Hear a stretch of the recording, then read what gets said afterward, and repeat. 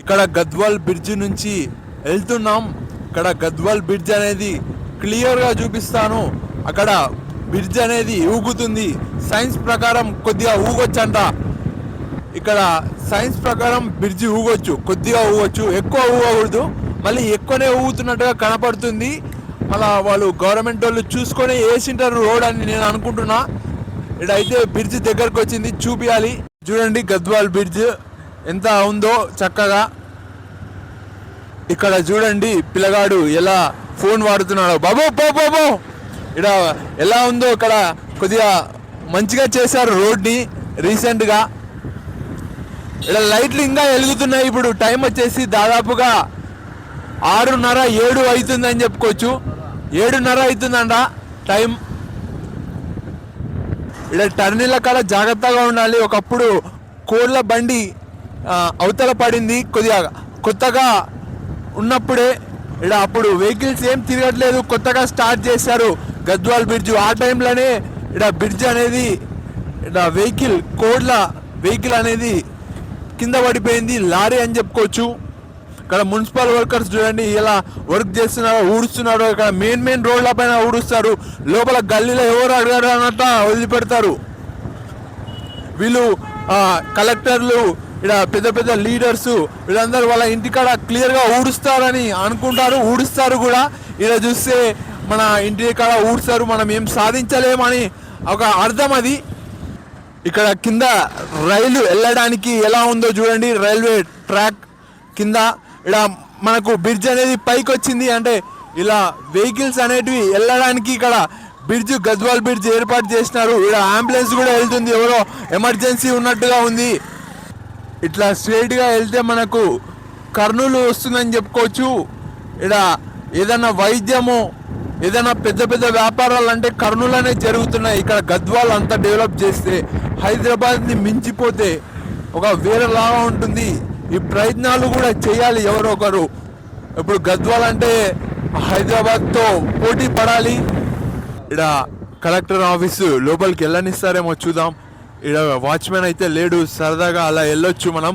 ఒక collector office చూసి వద్దాం. ఇక్కడ ఇట్లా వెళ్ళొచ్చు. ఇక్కడ చూడండి ఇలా కలెక్టర్ ఆఫీస్లకి ఇవన్నీ మనం పోవచ్చు. ఇక్కడ ఆఫీసులు, గవర్నమెంట్ ఆఫీసులు అంటేనే భయపడతారు.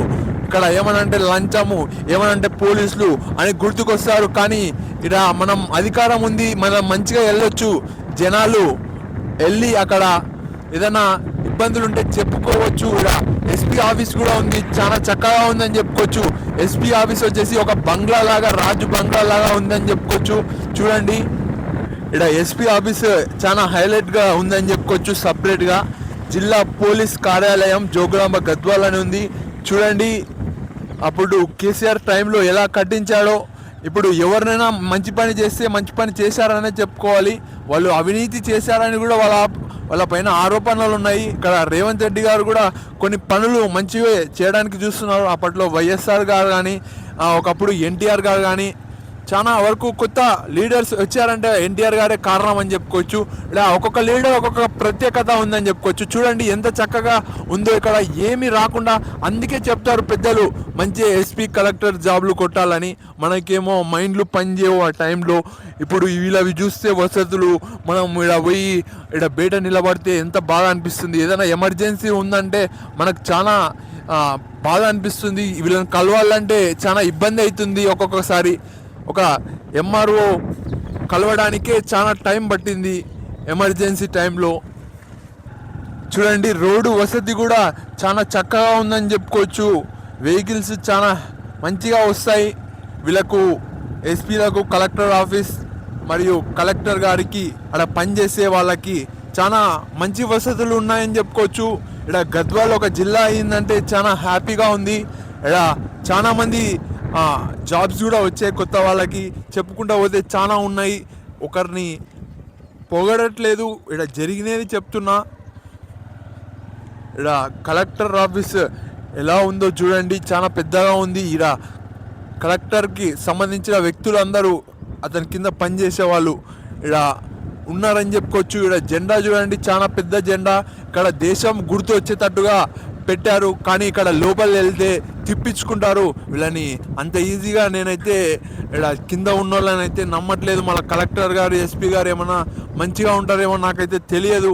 ఇక్కడ నేను ఒక పని మీద వస్తేనే అక్కడికి పో ఇక్కడికి పో అని ఇబ్బంది పెట్టారని చెప్పుకోవచ్చు.